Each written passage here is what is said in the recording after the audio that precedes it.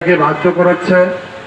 পাশাপাশি ইসলামী ব্যাংকের তৎকালীন চেয়ারম্যান প্রফেসর ডক্টর জুবাইদুর রহমানকে পদত্যাগ করিয়েছে এবং একই দিনে একজন বিতর্কিত ব্যক্তি ব্যাংক লুটেরা এস আলমের দোসর জনাব খুরশিদ আলমকে ইসলামী ব্যাংকের চেয়ারম্যান হিসাবে নিয়োগ দিয়েছে।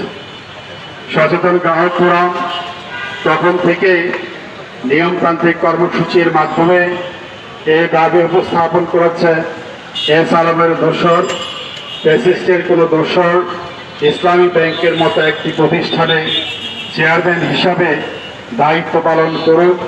এটা ইসলামী ব্যাংকের সম্মানিত গ্রাহক বৃন্দ তারা কোনো অবস্থায় মেনে নেবে না। আপনারা দেখেছেন যে গতকাল ইসলামী ব্যাংকের অবৈধ চেয়ারম্যান খুরশিদ আলমকে তার চেয়ারম্যান পদ থেকে অপসারণ করা হয়েছে। একই সাথে ইসলামী ব্যাংকের যে পরিচালনা পরিষদ ছিল সেটা ভেঙে দেওয়া হয়েছে।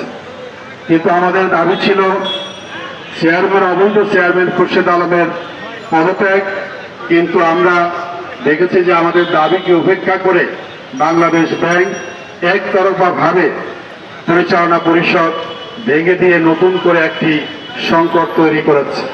এই নতুন পরিবর্তিত পরিস্থিতির আলোকে সচেতন গ্রাহক ফোরাম তার বক্তব্যকে আজকে সাংবাদিক সম্মেলনের মাধ্যমে জাতির সামনে বাংলাদেশ ব্যাংক সহ সরকারের ঊর্ধ্বতন কর্তৃপক্ষের সামনে উপস্থাপন করছে।